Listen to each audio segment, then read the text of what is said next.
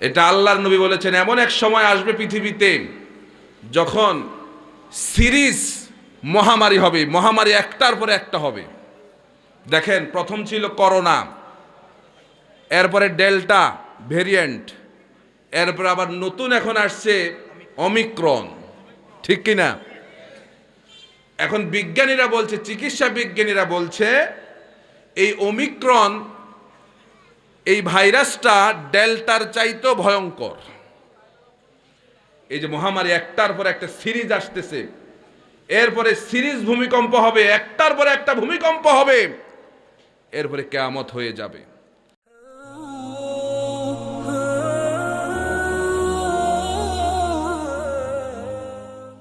রব্বুল আলামিন বলেন, ওয়াল্লাহু আখরাজাকুম মিন বুতুনি উম্মাহাতিকুম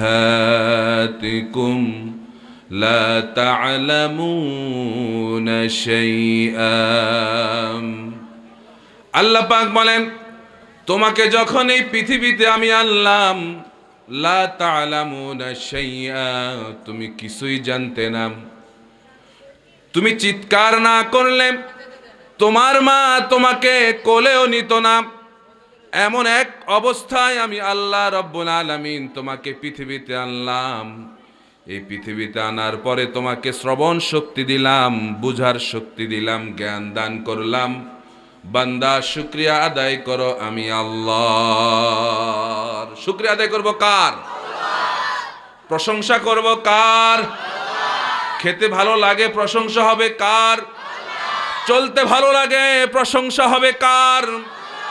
ঘুমোতে ভালো লাগে, প্রশংসা হবে কার? মানুষের ঘর ভাঙবো, প্রশংসা হবে কার?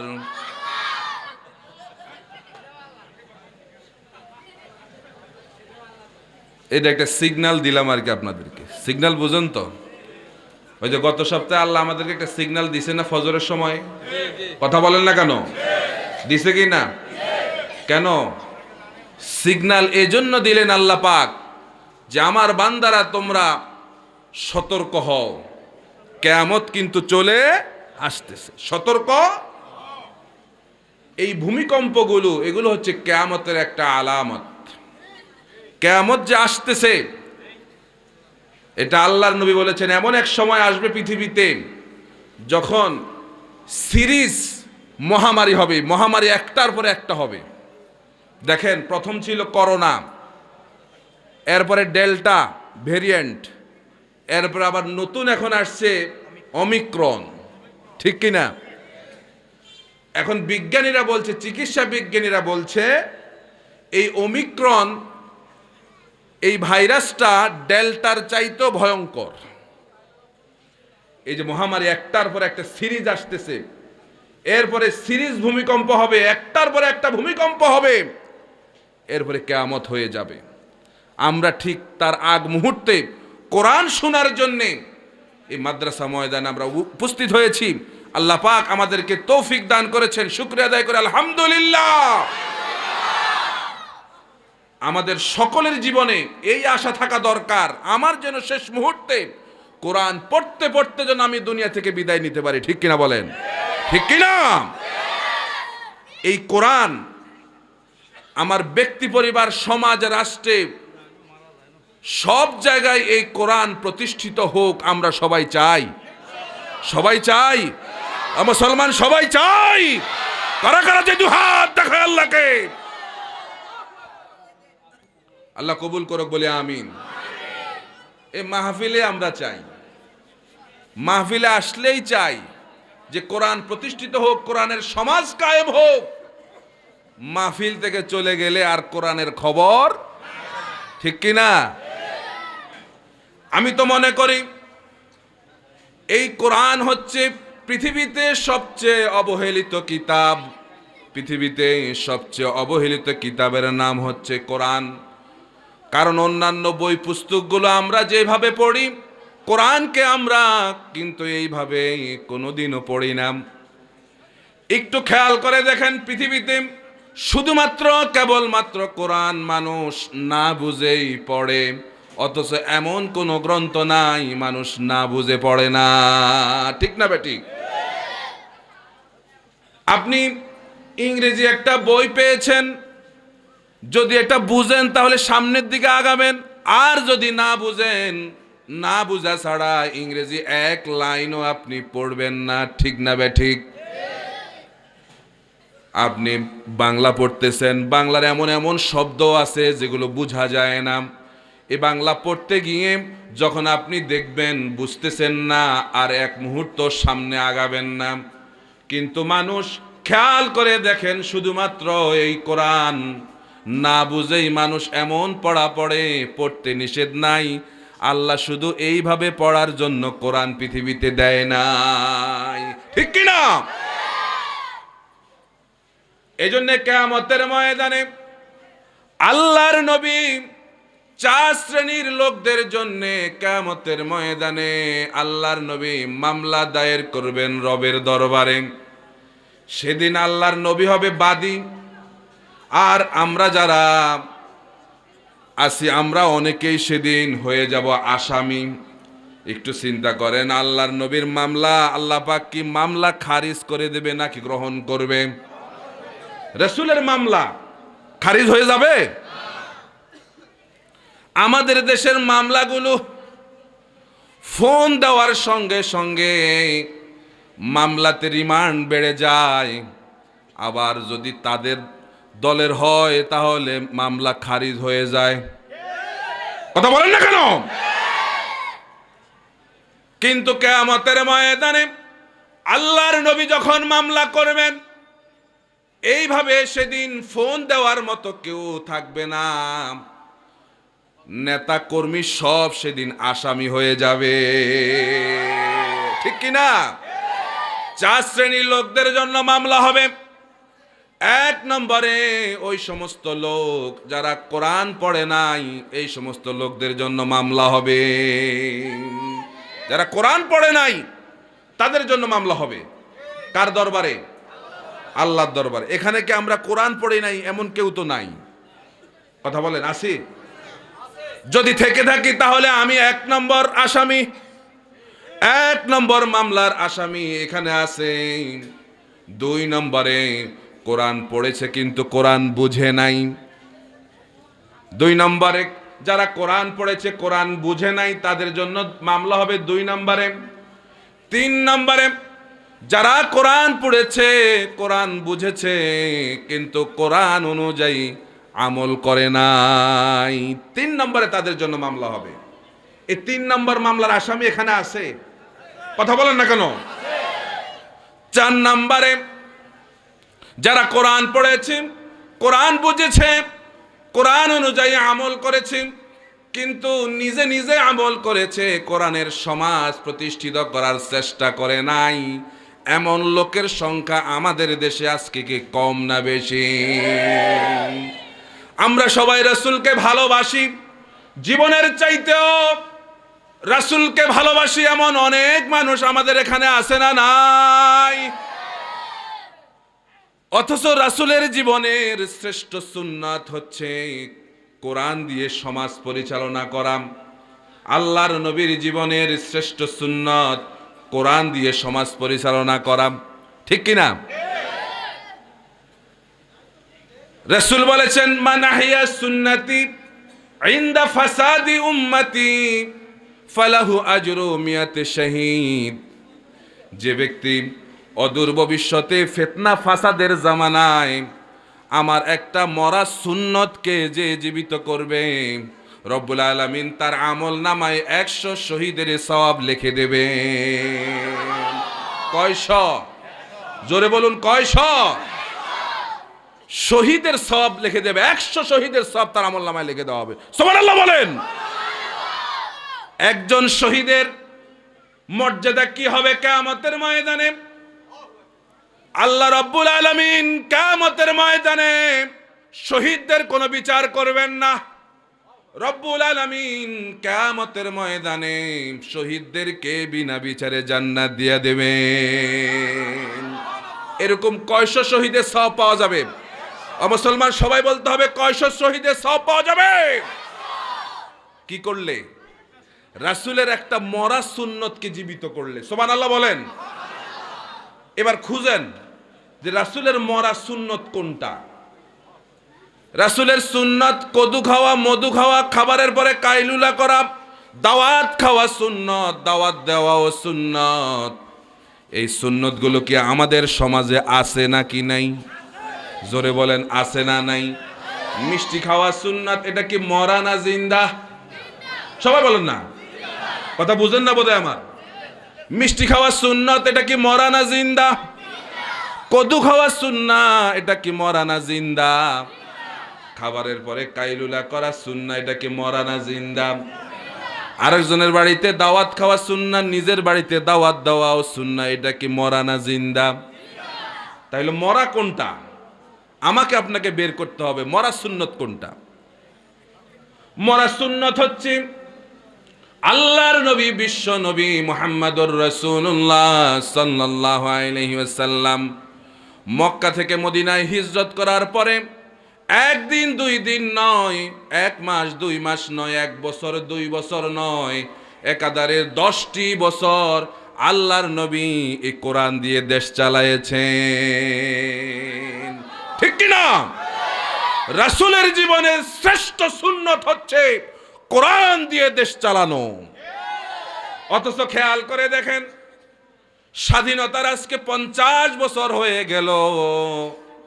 প্রিয় মাতৃভূমি, এই প্রিয় মাতৃভূমি একটা দিনের জন্য কোরআন দিয়ে দেশ চলে না। কি ঠিক না? ঠিক কি কথা? ঠিক বললাম না ভুল বললাম? 50 বছর হয়ে গেছে, মুসলমানের সন্তান, মুসলমান প্রধানমন্ত্রী মুসলমান, এমপি মন্ত্রীর অধিকাংশ মুসলমান, ঠিক কিনা? কিন্তু আফসোসের বিষয় হচ্ছে একটা সেকেন্ডের জন্য কোরআন দিয়ে দেশ চলে নাই। কি কথা ঠিক না ঠিক? মুসলমান ঠিক না ঠিক? এজন্য রাসূলের এর মরা সুন্নতকে জিন্দা করার জন্য আমরা কি প্রস্তুত আছি? মুসলমান প্রস্তুত আছি? এই মরা সুন্নতকে জিন্দা করতে হলে যদি জীবন দিতে হয়, কোন কোন মুসলমান জীবন দেওয়ার জন্য প্রস্তুত? দুহাত দেখান আল্লাহকে। আল্লাহ কবুল করক বলে আমিন। আল্লাহ কবুল করক বলে আমিন। আপনারা যে তাকবীর দেন, এগুলা দিয়ে নিয়ে ময়দানে গেলে মায়ের খাওয়া ছাড়া উপায় নেই। কি কথা ঠিক না ঠিক? কারে এত ভয় পান আপনারা? কাকে ভয় পান? মুসলমান ভয় পাবে শুধুমাত্র কেবলমাত্র একজনকে। তিনি কে? তিনি কে? অন্য কাউকে মুসলমান ভয় পায়? সেই কোরআন শোনার জন্যই তো আমরা আজকে এখানে এসেছি। কি বলেন? আল্লাহ রাব্বুল আলামিন বলেন, ইন্নামাল মুমিনুনা আল্লাযীনা ইযা যুকিরাল্লাহু ওয়াজিলাত কুলুবুহুম ওয়া ইযা তুলিয়াত আলাইহিম আয়াতুহু যাদাতুহুম ঈমানা ওয়া আলা রাব্বিহিম ইয়াতাওয়াক্কালুন। মুমিনদেরকে রব্বুল আলামিন বলছেন, ইযা যুকিরাল্লাহু ওয়াজিলাত কুলুবুহুম, আল্লাহর স্মরণ যখন কোনো মুমিনের অন্তরে আসে, জিকিরের এক অর্থ হচ্ছে কোরআন। এই কোরআনের কথা যখন মুমিনের অন্তরে আসে, ওয়াজিলাত কুলুবুহুম, তাদের অন্তর কেঁপে ওঠে। ঠিক কি না? ওয়া ইযা তুলিয়াত আলাইহিম আয়াতুহু, আর এই কোরআনের আয়াত যখন মুমিনরা শুনে, যাদাতহুম ঈমানা, এই মুমিনদের ঈমান বাড়িয়ে দেন কে? তাহলে কোরআন শুনলে ঈমান বাড়ে, ঠিক কি না? ইহুদি খ্রিস্টান নাস্তিক মুরতাদ রাম আর বামরা চিন্তা করছে, এই কোরআন শুনলে পরে যখন তাদের ঈমান বেড়ে যায়, আর মুসলমানদের যখন যদি ঈমান বেড়ে যায়, তাহলে ময়দানে টিকে থাকা যাবে না, ঠিক কি না? এজন্য রাম বাম নাস্তিক মুরতাদ আর ওই যে তারা, কারা নাম নেওয়া যাবে না, ওই যে তারা, এরা চিন্তা করছে যেহেতু কোরআন শুনলে ঈমান বেড়ে যায়, সেহেতু এই ঈমান বাড়ানো যাবে, এই কারণে কোরআনের মাহফিলগুলো বন্ধ করে দাও। কি কথা ঠিক না ঠিক? কথা ঠিক না ঠিক? আপনি খেয়াল করে দেখবেন, আমার দেশে কোনো নাস্তিক কোরআনের মাহফিল বন্ধ করে না, কোনো মুনাফিক, কোনো বিধর্মী কোরআনের মাহফিল বন্ধ করে না, কোনো মুশরিক কোরআনের মাহফিল বন্ধ করে না। কোরআনের মাহফিল বন্ধ করে মুসলমান নামদারি মুনাফিকেরা। এই জন্য আল্লাহ বলেন, কোরআন যখন মুনাফিকরা শোনে, আমি তো আশা করি আজকের ময়দানে একজনও নাই মুনাফিক, সব মুমিন, ঠিক কিনা বলেন? কারণ মুনাফিক হলে এই ময়দানে এতক্ষণ টিকতো না, ঠিক না ঠিক? মুনাফিক এতক্ষণ কোরআনের ময়দানে বসে থাকতে পারে না, তাদের গা জ্বালা পড়া শুরু হয়ে যায়। আল্লাহ রাব্বুল আলামিন বলেন, মুনাফিকরা যখন কোরআন শুনতে আসে, এরা কোরআনের কথার সঙ্গে নিজেদের চরিত্র মিলাতে থাকে। এরা যখন দেখে নিজেদের চরিত্রের সঙ্গে কোরআন মিলে না, আস্তে করে কোরআনের মাঠ থেকে উঠে যায়, আর কোরআনের মাহফিল বন্ধ করার জন্য বিভিন্ন ফোন দিয়াকে, ঠিক কিনা? তা আল্লাহ সুবহানাহু ওয়া তাআলা আজকে আমাদেরকে কোরআনের ময়দানে এনেছেন, আমরা শুকরিয়া আদায় করব কার? খুশি করব কাকে? প্রশংসা করব কার? সব সময় প্রশংসা করতে হবে কার? আল্লাহ ছাড়া কারো প্রশংসা করা যাবে? আপনাদের এলাকায় নির্বাচন হয়েছে নি? কথা বলেন না কেন? এই তো সামনে নির্বাচন, তাইলে কয় তারিখে? 5 তারিখ, আগামী মাসের 5 তারিখে নির্বাচন। এখন দেখবেন নেতার প্রশংসার শেষ নাই, ঠিক না বে ঠিক?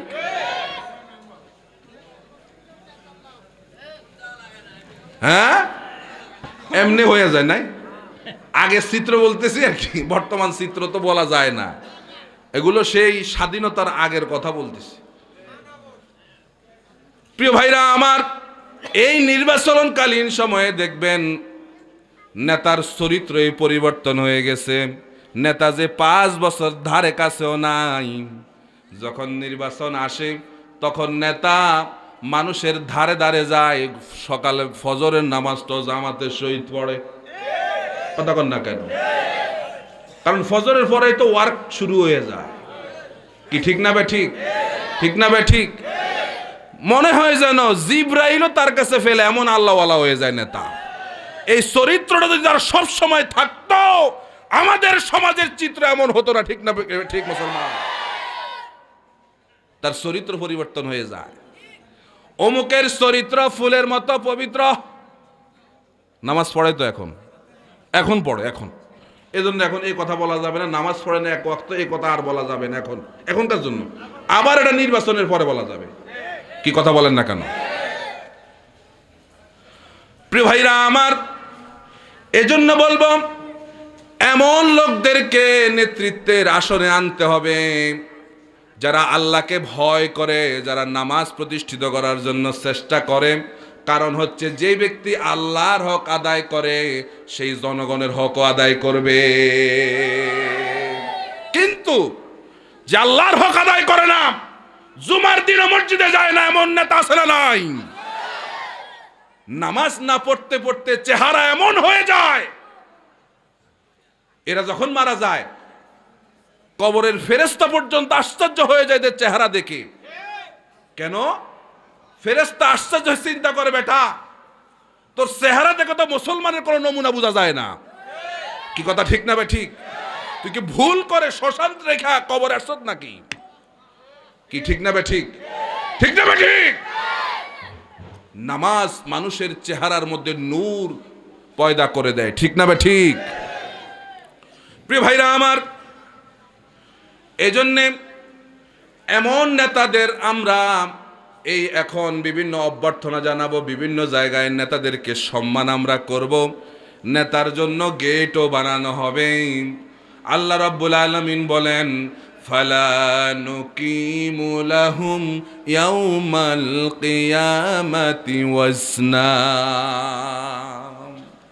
তোমরা যে সমস্ত নেতাদের কাছে সম্মান করছো, কিয়ামতের ময়দানে এই নেতাদের কোনো অবস্থা আমার কাছে থাকবে, ঠিক না বে ঠিক? এজন্য ভাইরা, বুঝে শুনে আমাদেরকে সামনে আগাতে হবে। আল্লাহ এই সমাজে যেন একজন নামাজি নেতৃত্ব যেন প্রতিষ্ঠিত করে দেয়, বলি আমিন, বলি আমিন। যিনি নিজেই কোরআনের মাহফিল করার জন্য যিনি নিজেই উদ্যোগ নেবেন, এমন লোকের দরকার আছে না নাই? এমন লোকের দরকার আছে না নাই? নেতা তো হতে হবে এমন যিনি নিজেই জুমার খুতবা দিবেন। কি কথা ঠিক না ভাই? ঠিক। মুসলমানের দেশে তো নেতা এমন হওয়া দরকার যিনি নিজেই জুমার খুতবা দিবেন, যিনি নিজেই জুমার নামাজ পড়াবেন। এমন নেতাকে খুঁজে পাওয়া যায়? জুমার নামাজ তো দূরের কথা, ওই যে নামাজের মধ্যে সূরা আসতে, কোন নামাজ? যোহর আর আসর, এমন নামাজ পড়াইতে দিল এদের পায়জামা একটাও ঠিক থাকবে না। কথা ঠিক না ভাই? ঠিক।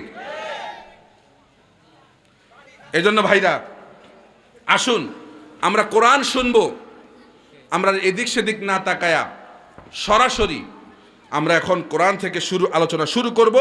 এতক্ষণ ভূমিকা বললাম, এবার আমি বিস্তারিত শুরু করছি। সকলে আমার সঙ্গে পড়ুন। আউযু বিল্লাহি মিনাশ শাইতানির রাজীম। বিসমিল্লাহির রাহমানির রহিম। ইয়া আইয়ুহাল্লাযীনা আমানু দুখুলু ফিস-সিলমি কাফা ওয়া লা তাত্তাবিউ খুতুওয়াতিশ শাইতান ইন্নাহু লাকুম আদুউম মুবিন। فإن زللتم من بعد ما جاءتكم البينات فاعلموا أن الله عزيز حكيم। সূরা বাকারা 208 এবং 9 নম্বর আয়াত। যেহেতু তাফসীরুল কোরআন মাহফিল, তাফসীরের হক আদায় করার চেষ্টা আমরা করি, কিন্তু পুরোপুরি হক আদায় করতে পারি। যদি আল্লাহ সুবহানাহু ওয়া তাআলা আমাদেরকে তৌফিক দান করেন, তাহলে আমরা সামান্য হলেও চেষ্টা করব এই আয়াতের উপর কিছু কথা আপনাদেরকে শোনানোর জন্য, যাতে করে আপনারা এবং আমি সহকারে সকলে যেন আমল করতে পারে। আল্লাহ যেন সেই তৌফিক আমাদেরকে এনায়েত করে, বলি আমিন। আল্লাহ সুবহানাহু ওয়া তাআলা বলছেন, ইয়া আইয়ুহাল্লাযীনা আমানু, হে ঈমানদারেরা, উদখুলু ফিস-সিলমি কাফা, সিলমের মধ্যে, ইসলামের মধ্যে পরিপূর্ণ প্রবেশ করো। ওয়ালা তাত্তাবিউ খুতুওয়াতিশ শাইতান, খবরদার শয়তানের পদচিহ্ন অনুসরণ করো। কেন? ইন্নাহু লাকুম আদুউম মুবিন, নিঃসন্দেহে শয়তান তোমাদের প্রকাশ্য বন্ধু। হুশ আছে তো? শয়তান তোমাদের প্রকাশ্য, সবার সবার সবার শত্রু শয়তান। শেষ পর্যন্ত বোঝা যাবে আসলে শত্রু আছে না বন্ধু হয়ে গেছে। আল্লাহ বলেন, ফাইন জালালতুম মিন বাদি মা জাআতকুমুল বায়্যিনাত, তোমাদের নিকট স্পষ্ট নিদর্শন আসার পরেও যারা সত্য থেকে বিচ্যুতি হয়ে যায়, যারা সত্য থেকে সরে গেল, তাহলে জেনে রাখো, ফাআলামু আন্নাল্লাহ আজিজুন হাকিম, নিঃসন্দেহে আল্লাহ মহাপরাক্রমশালী এবং প্রজ্ঞাবান। এ হচ্ছে আমার তেলাওয়াতকৃত আয়াতের সরল তর্জমা। এটি কোরআনুল কারীমের 2 নম্বর সূরা, সূরা আল বাকারা। এই সূরার মধ্যে 286টি আয়াত আছে, 40টি রুকু আছে। রাসূল কারীম সাল্লাল্লাহু আলাইহি সাল্লামের হিজরতের পরে নাজিল হয়েছে বিধায় তাফসীরের ভাষায় সূরাকে মাদানী সূরা বলে। কি সূরা বলে? কি সূরা বলে? ভাইরা আপনাদের হুশ আছে তো? যে বাবা আওয়াজ দেন, বোধহয় হুশ নাই। কি ভয় পান নাকি আপনারা? কি মহিলাদেরকে ভয় পান? বাড়িতে সব ঠিক আছে তো? বাড়ির বউরে ভয় পাননি আপনারা? মাশাআল্লাহ, সব তো এখানে বীর। আজকে যেখানে যারা সব বীর, যদিও অনেকে বাড়িতে ভয় পায়, এটা বলে না, কথা বলেন না কেন? দেখেন, আবার তাদের ভয়ে এখানে চুপচাপ আওয়াজ করেন না, এখানে একটা আওয়াজ দিতে হবে। রাজি ভাইরা? আমরা যে সূরা থেকে আজকে কথা শুনবো সেই সূরার নাম সূরা আল বাকারা। এর মধ্যে আয়াত আছে কতটি? 286টা মুখস্থ করে নিতে হবে আমাদেরকে, ঠিক কি না? কিছু নিয়ে বাড়ি যাওয়া লাগবে তো। তাহলে আয়াত সংখ্যা কতটি? 286। রুকু আছে কতটি? এটি কি মাক্কি সূরা নাকি মাদানী সূরা? মাদানী সূরা। বাকারা শব্দের অর্থ হচ্ছে গাভী। বাকারা শব্দের অর্থ কি? গাভী।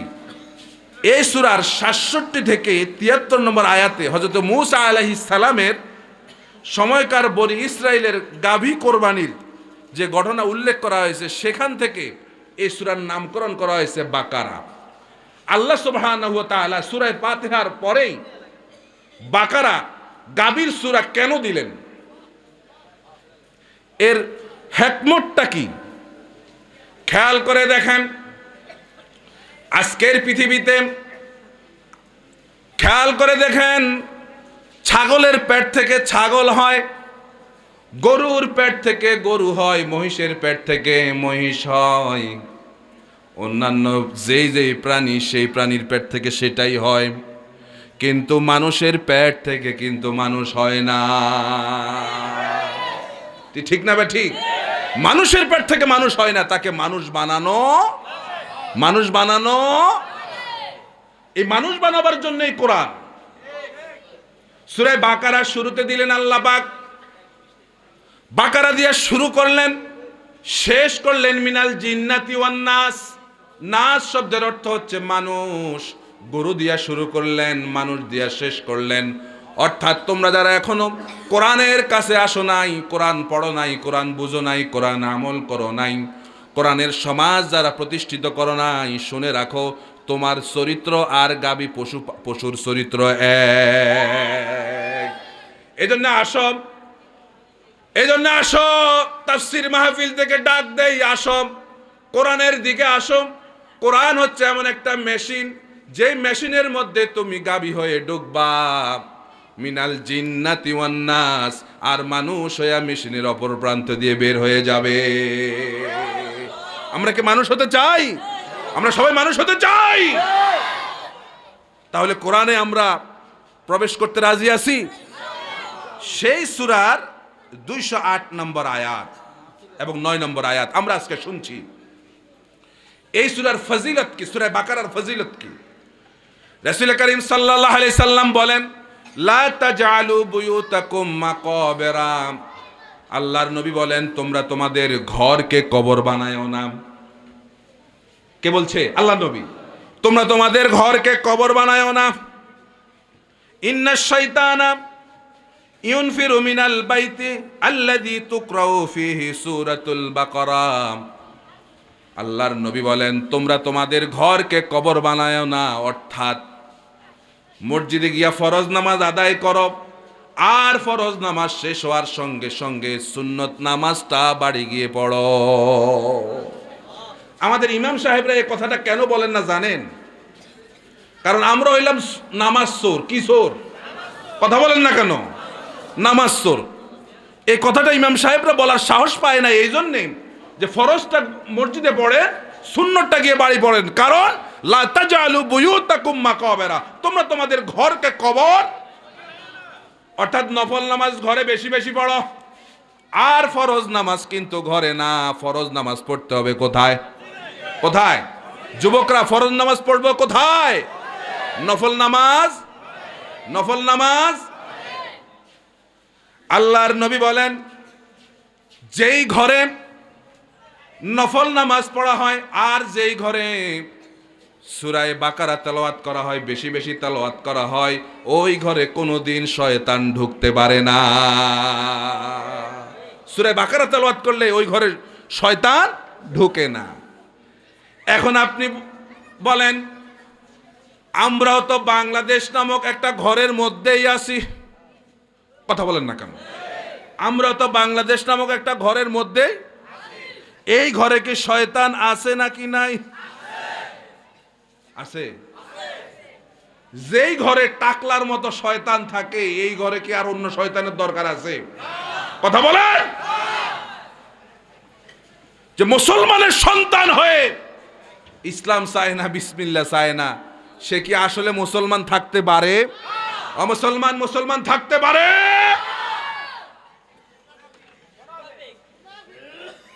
জবাব দিছে কারা? আপনারা। আমি বললাম না। তো এই জন্য আমি তো মনে করি বাংলাদেশের মুসলমানদের এখন বেশি বেশি সূরা বাকারা পড়া দরকার, ঠিক না? কারণ ঘরের শয়তান দূর করতে হলে কোন সূরা পড়তে হবে? সবাই বলেন, ঘরের শয়তান দূর করতে হলে কোন সূরা পড়তে হবে? বাকারা। আজকে আমরা এই জন্য সূরা বাকারা শুরু করছি, যাতে করে ঘরে কোনো শয়তান তো দুই ধরনের, মিনাল জিন্নাতি। জিন শয়তান হইলো ওই যে ওইটা যেটা আদম আলাইহিস সালামকে সিজদা করার জন্য বলা হয়েছে, কিন্তু সিজদা, সেটা হলো জিন শয়তান। আর কিছু মানুষ শয়তানও আমাদের মধ্যে আছে, ওই যে সেটা, ঠিক না ভাই? ঠিক। প্রিয় ভাইরা আমার, তাহলে এবার আসুন আমরা ব্যাখ্যায় যাই। আল্লাহ পাক বলেছেন ইয়া আইয়ুহাল্লাযীনা আমানু। রব্বুল আলামিন তার খেতাব করেন কখনো ইয়া আইয়ুহান নাস, ইয়া আইয়ুহাল্লাযীনা আমানু, ইয়া আইয়ুহাল্লাযীনা কাফারু। যেহেতু এই বিষয়টা আল্লাহ পাক ঈমানদারদেরকে বুঝাতে চান, এজন্য আল্লাহ পাক এখানে ঈমানদারদের সম্বোধন করেছেন। সুবহানাল্লাহ বলেন। কাদেরকে সম্বোধন করেছেন বলেন না? ঈমানদারদেরকে। কাদেরকে? ঈমানদার কারা? সব মুসলমান ঈমানদার? কথা বলেন না কেন? আজকে বলেন, আজকে এখানে আমরা যারা আসছি সবাই ঈমানদার, ঠিক কি না? ঠিক কি না? সবাই তো আওয়াজ করলেন না। এখানে যারা আসছেন সবাই ঈমানদার? ভাইরা, অন্যান্য প্রশ্নের জবাব আপনি দেন বা না দেন, কিন্তু আমি যখন বলবো আমরা যারা এখানে আসছি সবাই ঈমানদার, তখন এই প্রশ্নের জবাব দেওয়া লাগবে কিনা বলেন? যদি জবাব না দেন তাহলে কি বোঝা যায়? তাহলে এখানে আমরা যারা আসছি সবাই ঈমানদার, ঠিক কি না? আল্লাহ পাক কাদেরকে বলতেছেন? কাদেরকে? ঈমানদারদেরকে। তার মানে এটা আর অন্য জায়গায় নেওয়া দরকার নেই, আল্লাহ পাক আমাদেরকে বলতেছেন। মনে হয় যেন আয়াতটা এখন নাজিল হচ্ছে। আল্লাহু আকবার বলেন। রব্বুল আলামিন বলেন ইয়া আইয়ুহাল্লাযীনা আমানু, ওহে ঈমানদাররা, তোমরা যারা মুখে ঘোষণা দিয়েছ, অন্তরে বিশ্বাস করেছ, কাজে পরিণত করার চেষ্টা করছো, তোমরা যারা ঘোষণা দিলে লা ইলাহা ইল্লাল্লাহু মুহাম্মাদুর রাসূলুল্লাহ সাল্লাল্লাহু আলাইহি ওয়াসাল্লাম, তোমরা যারা এই ঘোষণা দিলে, শোনো, উদখুলু ফিস সিলমি কাফা। সিলমের মধ্যে, ইসলামের মূল মাদ্দা হচ্ছে সিন লাম মিম অরিজিন। এই সিলমের মধ্যে, ইসলামের মধ্যে তোমরা পরিপূর্ণ প্রবেশ করো। কে বলছেন? কাদেরকে বলছেন? আমাদেরকে বলেন। আমাদেরকে, তাহলে বুঝতে আরো সুবিধা হবে। আমাদেরকে বলেন যে আমাদেরকে। কাদেরকে বলেছেন? উদখুলু ফিস সিলমি কাফা। সিলমের মধ্যে, ইসলামের মধ্যে পরিপূর্ণ প্রবেশ করো। ঈমানদারদেরকে আমাদেরকে আল্লাহ পাক বলছেন। তার মানে বোঝা যায় আমরা ঈমানদারেরা ঈমান যদিও দাবি করি, কিন্তু পরিপূর্ণ মুসলমান হতে পারি না। কারণ হচ্ছে, আজকে খেয়াল করে দেখেন, আমার নামাজ, রোজা, হজ, যাকাত, আমরা এগুলো আল্লাহ এবং আল্লাহর রাসূলের হুকুম মোতাবেক করি, কিন্তু আমার ব্যবসা বাণিজ্য, লেনদেন, উঠা বসা, চরিত্র, বিবাহ শাদী, এগুলো আল্লাহ এবং তার রাসূলের হুকুম মোতাবেক করি না, ঠিক না ভাই? ঠিক। এটা আল্লাহ জানেন তো? যেভাবে জবাব দিলে বোধহয় জানে না, জানেন তো? এই জন্য আল্লাহ আমাদেরকে বলছে।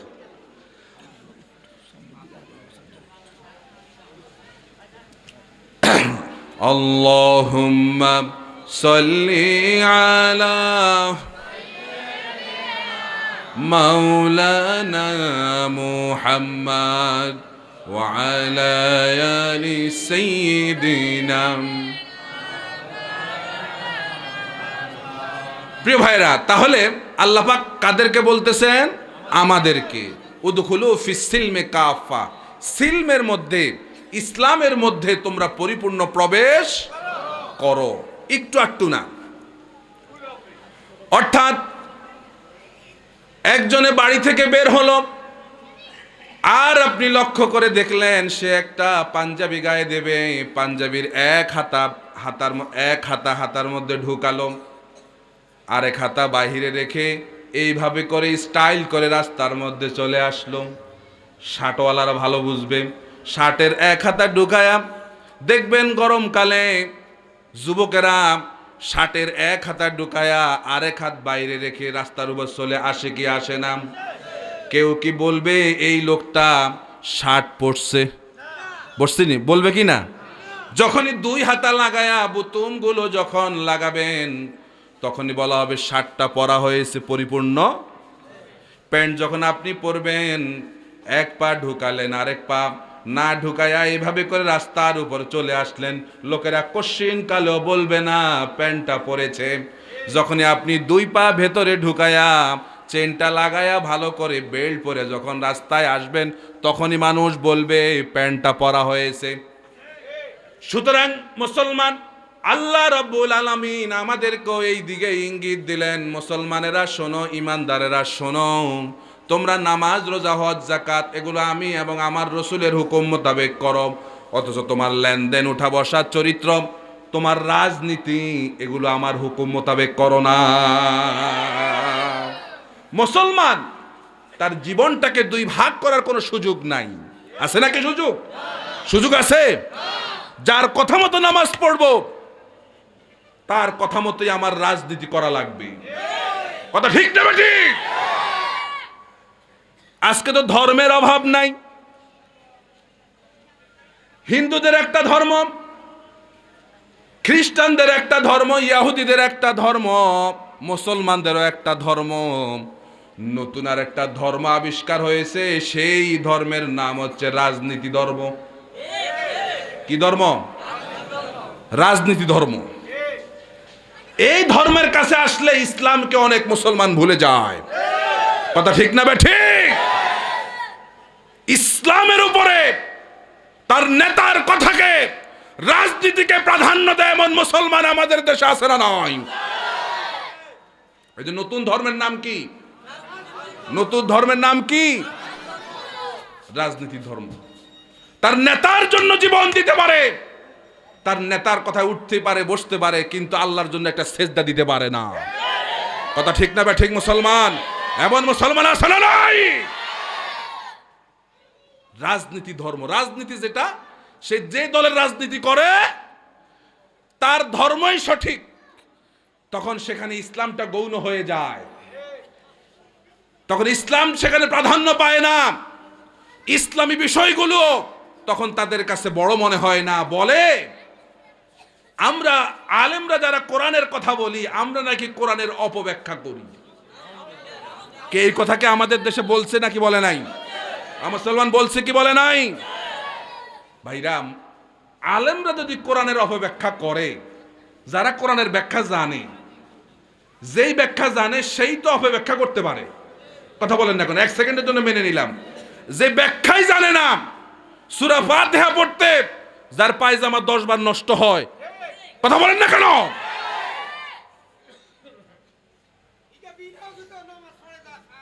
হ্যাঁ, আছে আছে আছে। এটা হলো নির্বাচনকালীন নামাজ। কোন কালীন নামাজ? নির্বাচনকালীন নামাজ। আসরের নামাজ 2 বারও পড়ে, ঠিক না ভাই? ঠিক। বিভিন্ন জায়গায় আসরের নামাজ 15 মিনিট আগে পর আসে না নাই?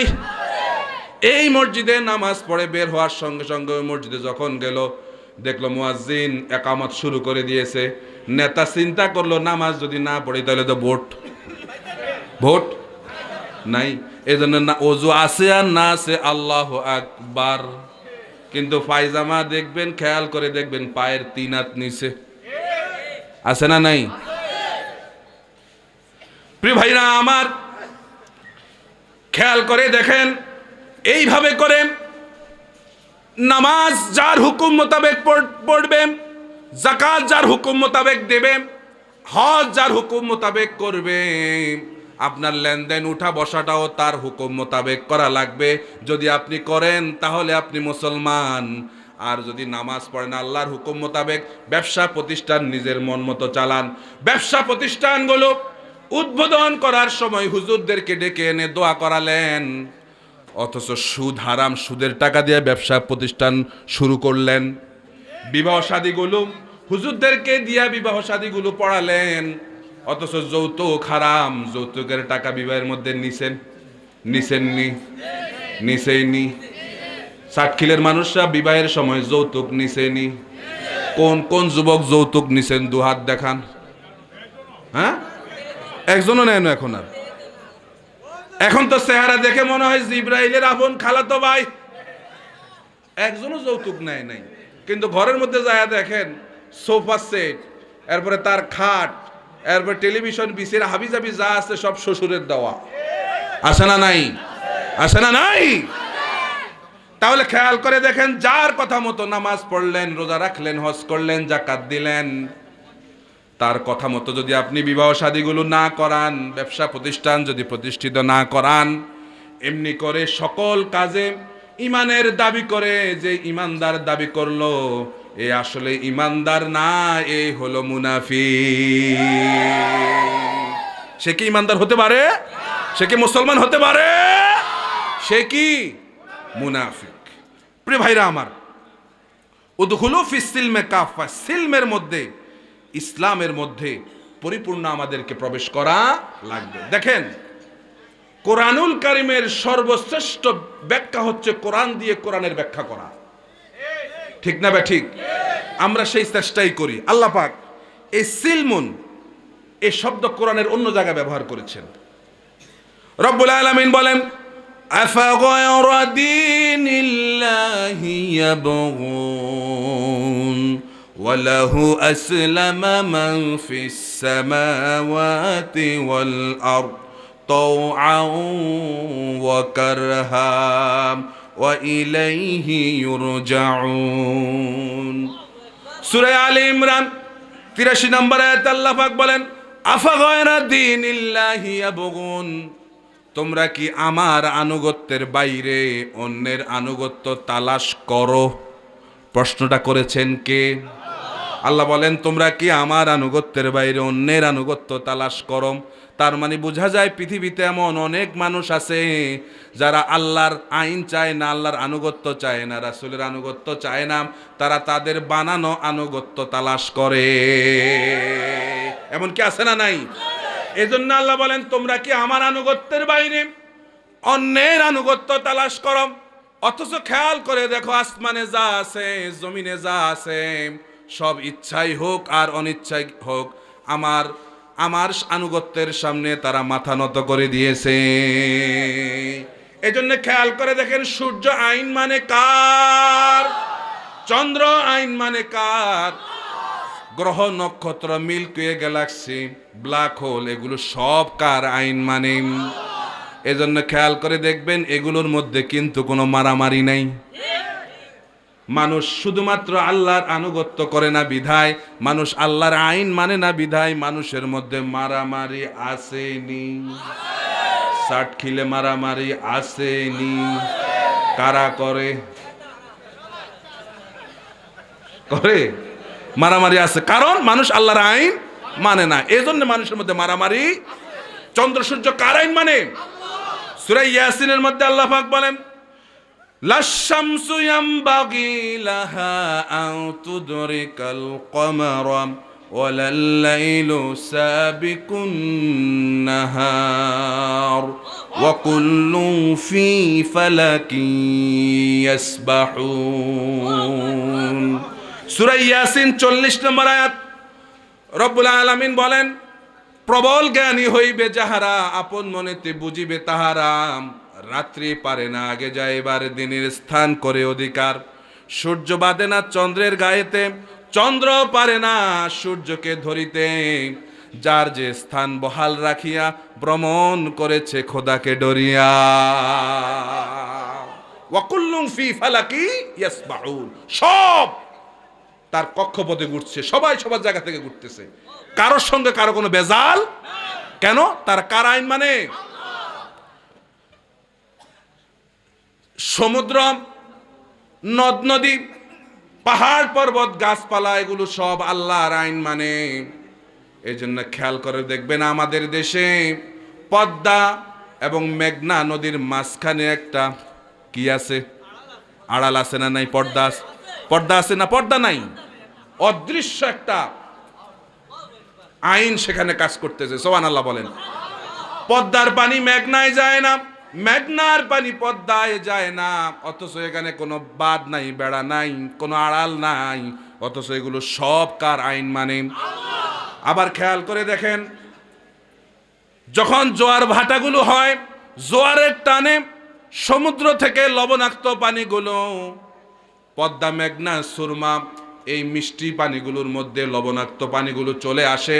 আবার ভাটির টানে মিষ্টি পানিগুলো সমুদ্রের লবণাক্ত পানির মধ্যে চলে যায়, অথচ সমুদ্রের লবণাক্ত পানিগুলো এই মিষ্টি পানিগুলোকে লবণাক্ত করতে পারে না।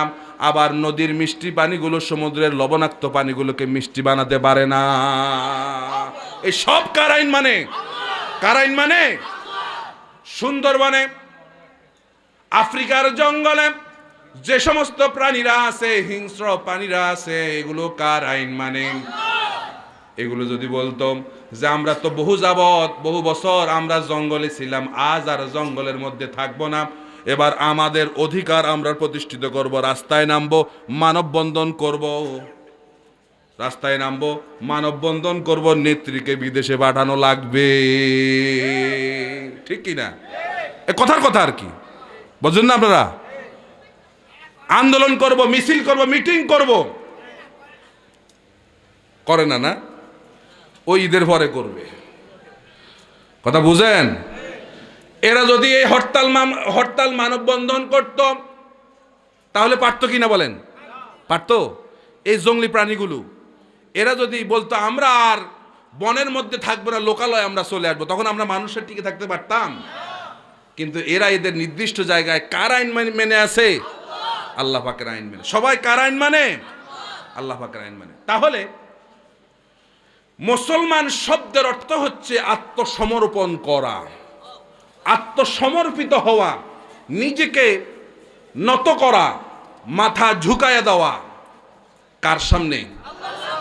নাকি পীর সাহেবের সামনে? পীরের সামনে? ভাইরা, আফসোসের বিষয়, আমার দেশে হিন্দুরা যেভাবে তাদের মূর্তির সামনে মাথা নত করে, আমার দেশে এমন অনেক মুসলমানের সন্তানেরাও এমন অনেক পীরের সামনে মাথা নত করে, ঠিক কি না? হিন্দুরা তাদের মাথা নত করলে মূর্তি যেভাবে কিছুই বলতে পারে না, এই ধরনের মূর্তি মার্কা পীর সাহেবারাও তখন মাথা নত করলে কিছুই বলে না। সুতরাং ওই মূর্তি আর এই পীরের মধ্যে কোনো পার্থক্য, কথা স্পষ্ট, ঠিক কি না? ওই মূর্তি আর এই পীরের মধ্যে কোনো ব্যবধান নাই। মাথা মুসলমান ঝুঁকাবে, নত করবে একজনের সামনে, তিনি কে? তিনি কে? আল্লাহ ছাড়া মুসলমান কারো সামনে মাথা নত করতে পারে? আল্লাহর নির্দেশের সামনে মাথা নত করতে হবে। খেয়াল করে দেখেন, হযরত আদম আলাইহিস সালামকে যখন সৃষ্টি করা হলো, রব্বুল আলামিন বলেন, وَإِذْ قُلْنَا لِلْمَلَائِكَةِ اسْجُدُوا لِآدَمَ فَسَجَدُوا إِلَّا إِبْلِيسَ قَالَ أَأَسْجُدُ لِمَنْ خَلَقْتَ طِينًا। আল্লাহ রাব্বুল আলামিন যখন ফেরেশতাদেরকে বললেন উসজুদু লি আদম, আদমকে সিজদা করো, ফাসাজাদু ইল্লা ইবলিসা, সবাই সমস্ত ফেরেশতারা আদম আলাইহিস সালামকে সিজদা করলো, কিন্তু একজনও করে নাই। সে কে? আচ্ছা, আপনারা একটা প্রশ্নের জবাব দেন, ইবলিস সে কি জিন না ফেরেশতা? সে কি জিন না ফেরেশতা? আমাদের অনেকের ভুল ধারণা যে ইবলিস নাকি ফেরেশতা ছিল।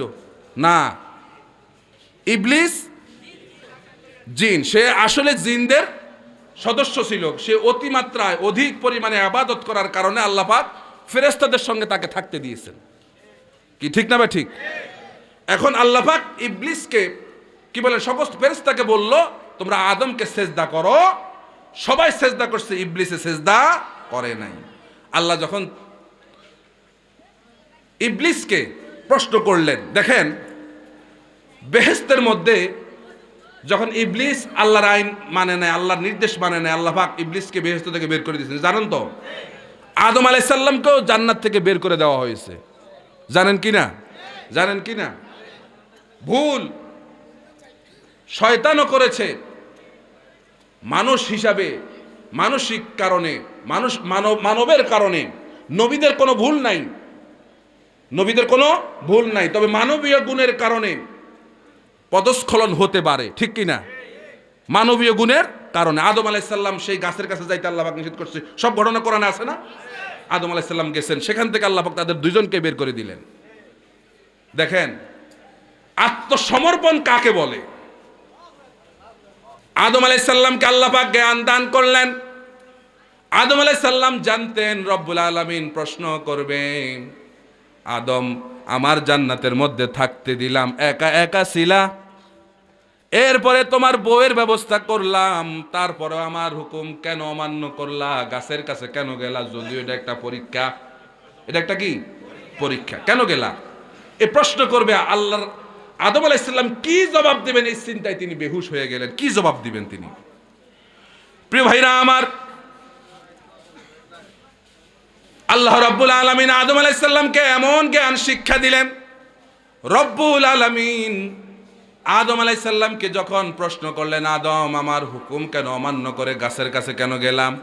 আদম আলাইহিস সালাম কোনো যুক্তিবাদীর কাছে যান নাই, কোনো আর্গুমেন্ট, কোনো উকিলের কাছে আদম আলাইহিস সালাম যান নাই। কারণ আদম আলাইহিস সালাম জানেন আল্লাহর সামনে কোনো যুক্তি চলে না, কোনো আর্গুমেন্ট চলে না। আর শয়তান আল্লাহর সামনে কি দেখাইছে? যুক্তি দেখাইছেনি। কি যুক্তি? শয়তান বলল, আল্লাহ আনা খায়রুম মিনহু খালাকতানি মিন নার ওয়া খালাকতাহু মিন তিন, যে আমি তার চাইতে উত্তম।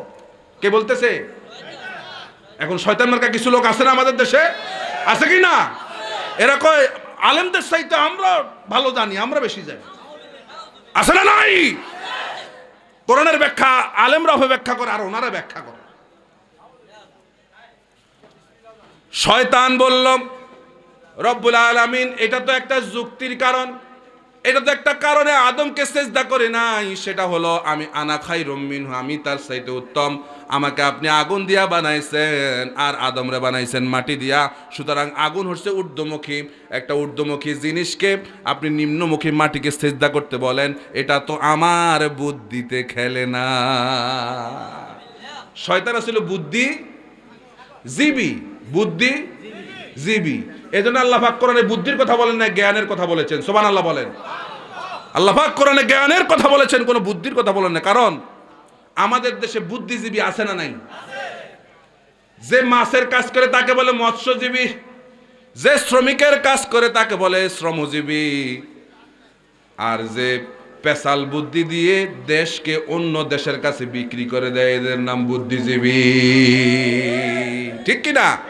শয়তান ছিল সবচেয়ে বড় বুদ্ধিজীবী। সে আল্লাহর সামনে আর্গুমেন্ট পেশ করছে। আল্লাহ পাক আল্লাহর সামনে কোনো আর্গুমেন্ট চলে না, চলে কি? সারেন্ডার, আত্মসমর্পণ চলে। মুসলমান শব্দের অর্থ হচ্ছে কি? আত্মসমর্পণকারী।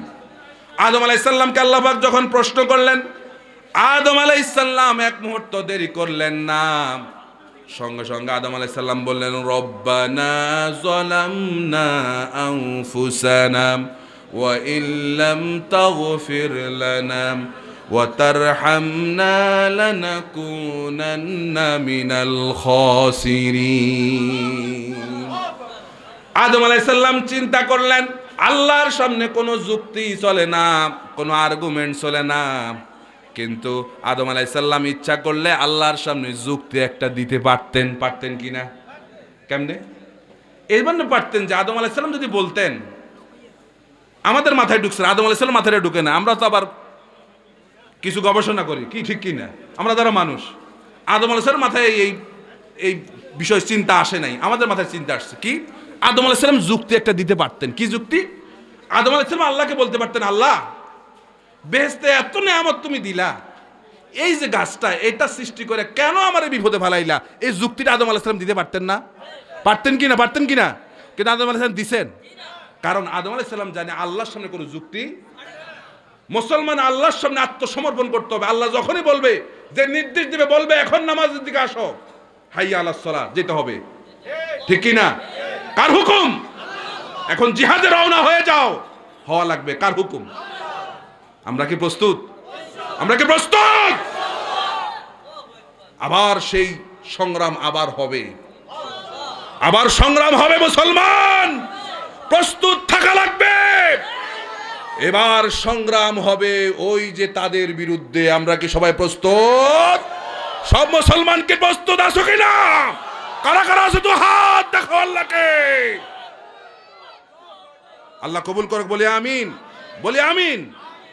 প্রিয় ভাইরা আমার, আদম আলাইহিস সালাম কোনো যুক্তি দেখালেন না, কোনো আর্গুমেন্ট পেশ করলেন না। তিনি বলেন, রব্বানা যালামনা আনফুসানা ওয়া ইল্লাম তাগফির লানা ওয়া তারহামনা লানাকুনান্না মিনাল খাসিরিন। আয় আল্লাহ, যালামনা আনফুসানা, নিজের উপর জুলুম করছি। ওয়া ইল্লাম তাগফির লানা, যদি আপনি আমাকে ক্ষমা না করেন, ওয়া তারহামনা, যদি রহম না করেন, দয়া না করেন, লানাকুনান্না মিনাল খাসিরিন, তাহলে আমি ক্ষতিগ্রস্ত হয়ে যাব। সুতরাং আগে যেভাবে আমার উপর রহম করেছেন, দয়া করেছেন, এখনো সেরকম দয়া রহম করা লাগবে। আল্লাহ পাক মাফ করছে না? মাফ করছে কি না? মাফ করছে কি না? আদম আলাইহিস সালামের মাধ্যমে গোটা আদম সন্তানদেরকে আল্লাহ পাক শিক্ষা দিলেন যে আল্লাহর সামনে কোনোদিন আর্গুমেন্ট চলে না। আল্লাহ বলছে করতে হবে। আমার ভালো লাগে না, আমি এখন অসুস্থ, আমি এখন যাইতে পারবো না, আমি এখন ঘুমে, এই ধরনের কথা বলার কোনো সুযোগ। আল্লাহ ডাক দিছে, মুয়াজ্জিন মসজিদ থেকে যে ডাক দেয়, এটা মুয়াজ্জিনের ডাক না। ডাকটা কার? কার ডাক? এটা আল্লাহর ডাক। ডাকের সঙ্গে সঙ্গে আমাকে আপনাকে চলে যেতে হবে। হ্যাঁ প্রিয় ভাইরা আমার, তাহলে আদম আলাইহিস সালামকে রব্বুল আলামিন মাফ করে দিলেন, আর আমাদেরকে শিক্ষা দিলেন আল্লাহর সামনে অবশ্যই আত্মসমর্পণ করতে হবে। এই আত্মসমর্পণের নমুনা আরো দেখেন। জাতির পিতা কে? কে? সবাই বলেন কে? ইব্রাহিম আলাইহিস সালাম। তাকে যখন আল্লাহ রাব্বুল আলামিন বললেন, ইদ ক্বালা লাহু রাব্বুহু আসলিম ক্বালা আসলামতু লিরাব্বিল আলামিন। রব্বুল আলামিন যখন ইব্রাহিম আলাইহিস সালামকে বলেন, আসলিম, ইব্রাহিম আত্মসমর্পণ করো। দেখেন, নেতা কিন্তু ইব্রাহিম আলাইহিস সালাম এমনি এমনি হয় না। ইন্নী জাইলুকা লিন-নাসি ইমামা। ইব্রাহিম আলাইহিস সালামকে আজ আল্লাহ জাতির নেতা বানাইছেন, এটা এমনি এমনি বানান নাই। আল্লাহ যখন বললেন ইব্রাহিম আত্মসমর্পণ করো, ইব্রাহিম আলাইহিস সালাম সঙ্গে সঙ্গে বললেন, মহাশক্তিধর এই পৃথিবীর মালিক, আসমান জমিন কুল কায়নাতের মালিক আল্লাহর সামনে আমি আত্মসমর্পণ করলাম। এটা নেতার চরিত্রের মধ্যে থাকতে হবে। কার সামনে আত্মসমর্পণ করবে? কার সামনে? ইব্রাহিম আলাইহিস সালাম আমাদেরকে বুঝাইয়া দিলেন। দেখেন, এরপরে দেখেন এই আত্মসমর্পণের আরো নমুনা দেখেন। ইব্রাহিম আলাইহিস সালামের বয়স যখন 85 বছর হয়ে গেল, কোনো সন্তান নাই। ইব্রাহিম আলাইহিস সালাম এই বুড়ো বয়সে একদিন আল্লাহর কাছে দোয়া করলেন, রব্বি হাবলি মিনাস সলিহিন। আয় আল্লাহ, আমাকে একটা নেক সন্তান দান করো। কে বলছে? আমাদের পিতা, জাতির পিতা, আমাদের পিতা ইব্রাহিম আলাইহিস সালাম দোয়া করছে কার কাছে? সন্তানের জন্য। আর আমরা সন্তান চাই কার কাছে? বাবার কাছে। বাবার দরবারে গেলে সন্তান পাওয়া যায়। হ্যাঁ, খবরদার, এমন বাবার কাছে মুসলমান সন্তান চাই যে বাবার নিজের সন্তান নেই। কথা বলেন না কেন? ইব্রাহিম আলাইহিস সালাম সন্তান চাইলেন আল্লাহর কাছে, রব্বি হাবলি মিনাস সলিহিন, আয় আল্লাহ আমাকে একটা নেক সন্তান দান করো। নবীদের দোয়া আল্লাহ পাক কখনো ফিরান না, সঙ্গে সঙ্গে কবুল করে ফেলেন। আল্লাহ পাক বললেন, ফাবাশশারনাহু বিগুলামিন হালিম। সুবহানাল্লাহ। আল্লাহ পাক তাকে একজন স্থির বুদ্ধি সম্পন্ন সন্তানের সুসংবাদ দিলেন। সন্তান পৃথিবীতে আসলো। এই সন্তান যখন বড় হলো, ফালাম্মা বালাগা মাহুস সায়া ক্বালা ইয়া বুনাইয়া ইন্নী আরা ফিল মানামি আন্নী আযবাহুক ফানজুর মাযা তারা। আল্লাহু আকবার। সন্তান যখন বাবার সঙ্গে বাজারে যাওয়ার মতো অবস্থা। সন্তান একটু বড় হইলে বাজারে নিয়ে যান না, বাবা আসো বাজার থেকে এটা সেটা কিনে দেবো, ব্যাগটা ধরো, খলি ধরা, আমাদের গ্রাম অঞ্চলে বলে কি ধরা, খলি ধরা, সন্তানের হাতে দেয় খলি ধরা। ইব্রাহিম আলাইহিস সালামের বয়স যখন এমন এই অবস্থা, তখন একদিন ইয়া বুনাইয়া ইন্নী আরা ফিল মানামে আন্নী আযবাহুক, ইব্রাহিম আলাইহিস সালাম তার সন্তানকে বলতেছে যে বাবা আমি স্বপ্নে দেখেছি যে আমি তোমাকে জবাই করতেছি। সুবহানাল্লাহ বলেন। কে বলতেছে? ইব্রাহিম আলাইহিস সালাম। কাকে? তার সন্তানকে, ইসমাইল আলাইহিস সালামকে বলতেছে আমি স্বপ্নে দেখছি আমি তোমার জবাই করতেছি। দেখেন কেমন সন্তান ইসমাইল আলাইহিস সালাম। ইসমাইল আলাইহিস সালাম তখন বলতে পারতেন যে বাবা কোন অধিকারে আপনি আমারে জবের কথা বলতেছেন, কারণ নবীরা জানে ইসমাইল আলাইহিস সালাম ভবিষ্যৎ পয়গম্বর, তিনি জানতেন যে আল্লাহর নবীদের স্বপ্ন স্বপ্ন নয়, এটা হচ্ছে ওহী। এটা কি? ওহী। নবীদের স্বপ্ন ওহী। ইসমাইল আলাইহিস সালাম বলতে পারতেন বাবা কোন অধিকারে আজকে আমাকে জবের কথা বলতেছেন, আমাকে আর আমার মাকে এমন এক জায়গায় কাবার চত্বরে যখন কিছুই ছিল না, মরুভূমির মাঝে আমাকে আর আমার মাকে রেখে এসেছেন, পানি ছিল না, খাবার ছিল না, কিছুই ছিল না, আজকে কোন অধিকারে আসছেন আমারে জবে করতে? কিন্তু ইসমাইল আলাইহিস সালাম কি সেটা বলছে নাকি? আত্মসমর্পণ কাকে বলে দেখেন। ইসমাইল আলাইহিস সালাম বললেন কলাম ইয়া আবাতি ফাআল মা তুমার সাতাজিদুনি ইনশাআল্লাহু মিনাস সাবিরিন। ইসমাইল আলাইহিস সালাম এত সুন্দর একটা জবাব দিলেন, ইয়া আবাতি ফাআল মা তুমার, এ আমার পিতা আপনি যেই বিষয়ে আদিষ্ট হয়েছেন আপনি তাই করুন, আপনি আমাকে ধৈর্যশীলদের কাতারে পাবেন। আমি মাঝে মাঝে বলি যদি ইব্রাহিম আলাইহিস সালাম এবং ইসমাইল আলাইহিস সালামের যে কোরবানির যে দৃশ্য, সেই সিস্টেম যদি এখনো যদি চালু থাকতো, তাহলে কোরবানির আগে যুবক ছেলে ফেলে একটাও কিন্তু গ্রামে নাই। কি ঠিক না বে ঠিক? গ্রামে থাকতো যুবক ছেলে ফেলে, একটাও আশেপাশে নাই, এলাকায় নাই, ঠিক না? কিন্তু ইসমাইল আলাইহিস সালাম কি বললেন? ইয়া বাতিফ আল মা তুমার সাতাজিদুনি ইনশাআল্লাহু মিনাস সাবিরিন, এ আমার পিতা আপনি তাই করুন আপনি যে বিষয়ে আদিষ্ট হয়েছেন। সুবহানাল্লাহ বলেন। এবার দুজনে রাজি হয়ে গেল, আত্মসমর্পণ করলো কার সামনে? দেখেন আল্লাহ বলতেছেন ফালাম্মা আসলামা। এ দেখছেন আসলামা আছে কি না? এখানে আছে কি না? তারা উভয়ে যখন আত্মসমর্পণ করলো, আত্মসমর্পিত হয়ে গেল কার সামনে? কার সামনে? ওয়াতাল্লাহু লিল জাবিন, ইসমাইল আলাইহিস সালামকে শুইয়ে দেওয়া হয়েছে মিনার প্রান্তরে, কাত করে দেওয়া, শুইয়ে দেওয়া হয়েছে। এই ঘটনা বলার উদ্দেশ্য আমার না, উদ্দেশ্য হইল ওই যে আসলাম উদখুলু ফিস সিলমে কাফা, ইসলামের মধ্যে পরিপূর্ণ প্রবেশ করো, পরিপূর্ণরূপে তুমি আত্মসমর্পণ করো কার সামনে? ইব্রাহিম আলাইহিস সালাম এবং ইসমাইল আলাইহিস সালাম আত্মসমর্পণের চূড়ান্ত নমুনা তিনি দেখায় গেছেন। সুবহানাল্লাহ বলেন। তাহলে প্রিয় ভাইয়েরা এই ঘটনা আপনারা জানেন, এই জন্য অধিকার যাচ্ছি না, আত্মসমর্পণ করার জন্য বলা হয়েছে। সমস্ত মুসলমান আত্মসমর্পণ করবে কার সামনে? এখন লা ইলাহা ইল্লাল্লাহ এ কথা শুধু মুখে বললেই হবে না, এটা বলে আমি মুসলমান হয়ে গেলাম শুধু মুখে বললেই হবে না। যুদ্ধের সময় তো অনেকে লা ইলাহা ইল্লাল্লাহ মুখস্থ করছে বাঁচার জন্য, কর না? অনেক হিন্দু ভাইরা লা ইলাহা ইল্লাল্লাহ মুরব্বীরা বলেন না, মুখস্থ করছে কেন? এটা কি তার মনের কথা?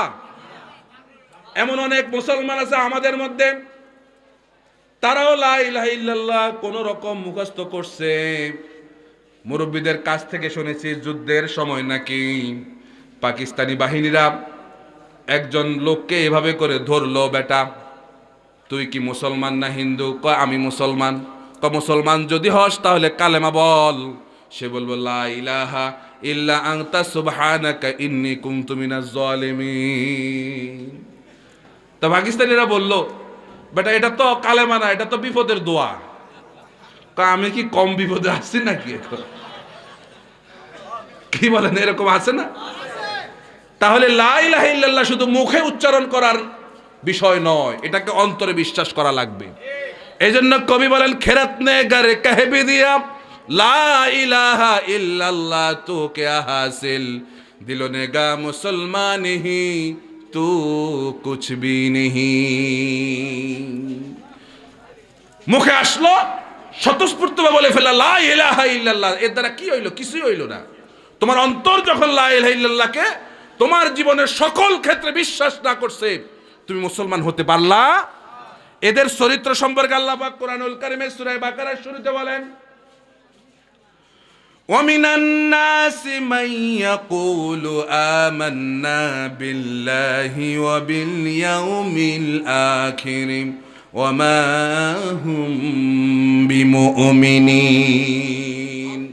রব্বুল আলামিন বলেন, লোকেদের মধ্যে এমন অনেক ঈমানদার আছে যারা মুখে বলে আমরা আল্লাহর প্রতি ঈমান এনেছি, আখিরাত দিবসকে বিশ্বাস করি, অথচ আল্লাহ বলেন ওমা হুম বিমুমিনিন, এদের একটাও কিন্তু মুমিন না, একটাও মুমিন না। কথা কার? প্রিয় ভাইয়েরা, তাহলে আমাদের করতে আমাদের জীবন মৃত্যু সব কার জন্য হইতে হবে? রব্বুল আলামিন বলেন, কুল ইন্না সলাতি ওয়া নুসুকি ওয়া মাহইয়ায়া ওয়া মামাতি লিল্লাহি রাব্বিল আলামিন। হাবিব, আপনি মানুষদেরকে জানায়া দেন, তোমার জীবন, তোমার মৃত্যু, তোমার কোরবানি, তোমার জীবন, তোমার মৃত্যু, তোমার নামাজ, এগুলো সব হতে হবে কার জন্যে? আজ থেকে আমার জীবন, মৃত্যু, নামাজ, যা কিছু আছে সবকিছু কার জন্য হবে? রাজি আছি সবাই? আল্লাহর হুকুমের সামনে মাথা নত করে দিতে পারবো? সর্বশেষ কথা, আপনি বলবেন যে হুজুর, আমরা তো বলেছি শুধুমাত্র লা ইলাহা ইল্লাল্লাহ মুহাম্মাদুর, শুধু এই কালেমানা পড়ছি, এখন আমার নামাজ পড়তে হবে, আমার যাকাত দিতে হবে, আমাকে সুদ খাওয়া যাবে না, ঘুষ খাওয়া যাবে না, এরপরে বউয়ের হক আদায় করতে হবে, মায়ের হক আদায় করতে হবে। কই, এই কথাগুলো তো কালেমার মধ্যে নাই। কথা আসেনি? কথা বলেন, আসেনি? নাই। এটা ব্যাখ্যা করে বুঝাইলে আপনি বুঝবেন। যেমন বিবাহের সময় আমরা যখন বিবাহ হয় তখন স্ত্রীকে বলে, বলো কবুল, বলে কি না, অমুকের ছেলে অমুক এত মোহরানার বিনিময়ে তোমার নেকাহে সবর্দ করলাম, তুমি কবুল বলো। তখন স্ত্রী কি বলে? কবুল বলে কি না? আর পুরুষেরাও কি বলে? ওই এলাকার লোকের এলাকা বিয়ে করে নাই, কি কবুল বলেন নাই? কবুল বলছেন নি? কি বলছে? কবুল। এখন বিয়ের পরে স্বামী যদি বলে যে আমি তো বিবাহের সময় শুধু কবুল বলছিলাম, কই তোমার বাজার সদাই করে দিতে হবে, তোমার প্রসাধনীকে আনতে হবে, তোমার বাড়ি থেকে লোকজন আসলে তাদের জন্য বাজার করতে হবে, এরপরে তোমার শাড়ি কিনে দিতে হবে, তোমার বাবা মার জন্য ওষুধের পয়সা পাঠাইতে হবে, কই আমি তো কবুল বলার সময় এগুলো স্বীকার করি নাই। ঠিক না ভাই? ঠিক। আবার স্ত্রী যদি বলে আমি তো বিবাহের সময় শুধু কবুল বলেছিলাম, তোমার মশারি টাঙাইতে হবে, তোমার কাপড় চোপড় ধুয়ে দিতে হবে, তোমার জন্য খাবার রান্না করতে হবে, তোমার বন্ধু বান্ধব আসলে চা বানিয়ে দিতে হবে, এই নাস্তা দিতে হবে, খাবার তৈরি করতে হবে, কই বিবাহের সময় তো আমি তো শুধু বলছি কি? তাইলে এই বিবাহটা কি টিকবে? বিবাহটা কি টিকবে? টিকবে না। অর্থাৎ এই কবুল শব্দের মধ্যে দিয়ে একজন স্বামী স্ত্রীর সুখ দুঃখ, উঠা বসা, কষ্ট, সব কিছু আল্লাহ পাক এই কবুল শব্দের মধ্যে ভরে দিয়েছেন। সুবহানাল্লাহ বলেন। এটা বুঝে আসছে না? তেমনি ভাবে লা ইলাহা ইল্লাল্লাহু মুহাম্মাদুর রাসূলুল্লাহ যেদিন আপনি বললেন, আপনাকে কেউ জোর করায় বলে নাই। আপনি মুসলমান হবেন কি হবেন না সেটা আপনার ব্যাপার, কিন্তু মুসলমান যখন হয়ে গেলেন এখন আর আপনার ব্যাপার না, আপনার মনে যা সেটা আপনি বলতে পারেন না। কথা ঠিক কিনা? যদি আপনি বলতেই হয় তাহলে জাতির সামনে আপনার চরিত্র প্রকাশ করে দিয়ে বলতে হবে যে এতদিন মুসলমান ছিলাম, এখন আর মুসলমান নাই, এজন্য বলি ইসলাম মানি না। বিসমিল্লাহ। ঠিক না ভাই? ঠিক। ঠিক না ভাই? ঠিক। এই ধরনের মুনাফিকি করে এই সমাজে টিকে থাকা যাবে না। মুসলমান, আপনারা কি এই ধরনের মুনাফিককে পছন্দ করেন? এই ধরনের মুনাফিকদেরকে ভালোবাসেন? আল্লাহ পাক আমাদেরকে পরিপূর্ণ মুসলমান হওয়ার তৌফিক দান করুক। আজকের এই আলোচনা আমাদের সকলকে আমল করার তৌফিক দান করুক। আমরা সকলে বলে আমিন। আকুলু কওলি হাযা ওয়াস্তাগফিরুল্লাহ লি ওয়া লাকুম ওয়া লিসাইরিল মুসলিমিনা মিন কুল্লি জামবিন ফাস্তাগফিরুহু ইন্নাহু হুয়াত তাওয়াবুর রহিম। আসসালামু আলাইকুম ওয়া রাহমাতুল্লাহি ওয়া বারাকাতুহু।